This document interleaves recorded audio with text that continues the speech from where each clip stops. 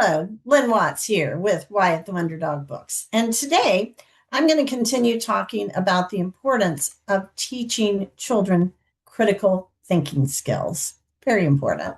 I think it's especially important in this day and age of AI, where we tend to just let AI do so much of our thinking for us.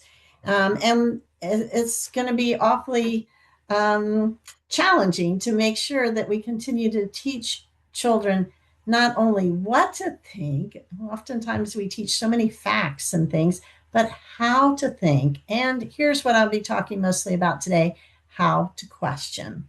If you want to look in the previous video that I did about critical thinking, you'll see that there are 5 skills that are important to teach. Today, I'm really going to be talking about 2 of them, which is analysis and evaluation, which involves asking questions. So today I'm going to talk more about specific ways that you can teach critical thinking. And as an example, I'm going to be using my Wyatt the Wonder Dog book about being organized. However, you can find the specific activities I'm going to be talking about are universal. You can use any picture book, especially one that is a problem solving kind of a book, to help kids learn these kind of skills.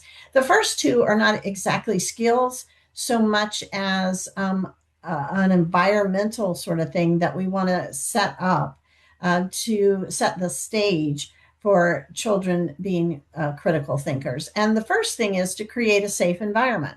Now, that might seem like kind of obvious, but I think that many times our environment is not really that conducive to asking questions.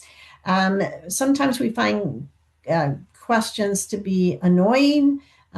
We feel like we've got a mission to teach a certain thing, a certain topic, a certain skill. I see this all the time in the classroom, where, no questions, you've asked too many questions, this sort of thing. And I get that. We do have a certain agenda and certain things that we need to cover. On the other hand, I think we have to think about what's the message that we're giving kids. And the message we want to give kids is that it's important to ask questions. So we want to create an environment where questions are acceptable. Now, the second part of that is that we also want to teach kids how to ask the kind of questions that are going to help them be critical thinkers. And so one way that you can think about this is you can think about thick and thin questions. Thin questions are questions that have just an easy yes or no kind of answer that don't really take a whole lot of question. Let me give you an example of that. If somebody says, what's the weather today? That's pretty much a thin question. In other words, you can look out the window or think about, walking into the building and say, well, it's sunny or it's rainy. All right. A thick question would be, why is the weather like it is today? What are the conditions that needed to be set in motion for us to have this kind of storm, for us to have snow today? What are the conditions that needed to happen to have this heat wave? What are the conditions that need to happen for this heat wave to break? What are the consequences of this heat wave or this drought or this? Okay, you can see the difference, right? A question that is easy to answer, that, you just look around you or just give it a tiny bit of thought. That's a thin question. It doesn't take much effort. A thick question, though, requires more thought, delving into facts, looking beyond the facts, looking to cause and effect, so forth and so on. All right.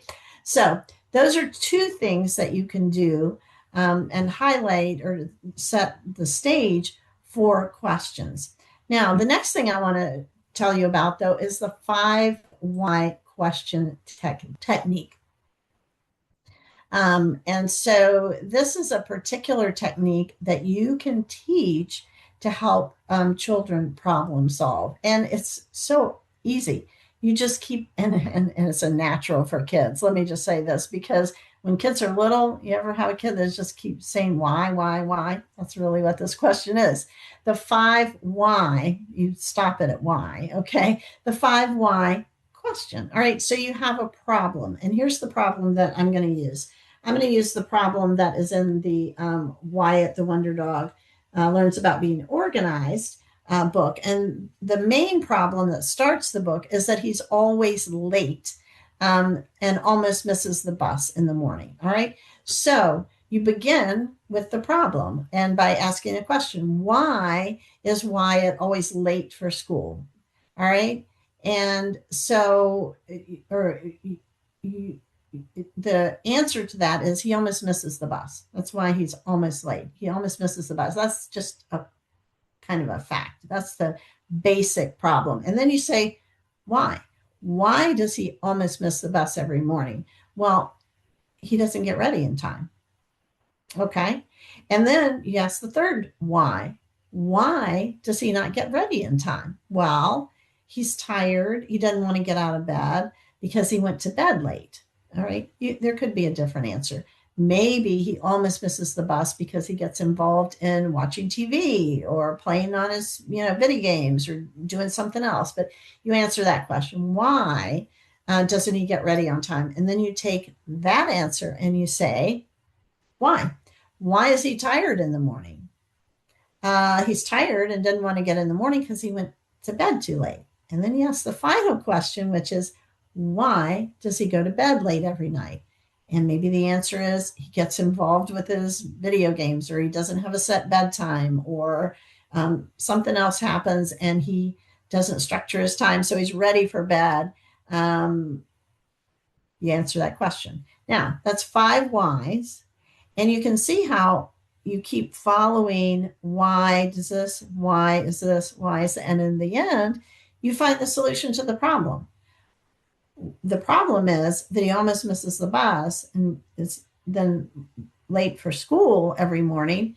And what's the solution to that problem? The solution is a little farther away from getting to the bus on time. The solution is he needs to go to bed on time. Now, maybe there's another solution. Maybe the solution is he needs to get everything organized the night before, so he's not trying to find all his stuff. Okay, so this is actually, all of this is not the bedtime, but all of the organizing his things is actually the solution in the book, is learning how to structure his time the night before so that he's ready in the morning. All right, so you can see how using the 5 why question is a critical thinking skill that you could apply to any problem at all, but you can use a picture book, which is often a great way to teach kids to problem solve and to get them engaged. All right, so get them engaged in a story that where there's a problem, and that's usually the case. That's why it's a story. And then ask the question why 5 times. Why? Why is that? Why is that? To get to the bottom of it, and then you know how to solve the problem. So I hope you find that to be a useful skill that you can teach kids in critical thinking, and that will help them not only solving kid-sized problems, but adult-sized problems later on. As always, thanks for listening, and thanks for all the good you do in children's lives.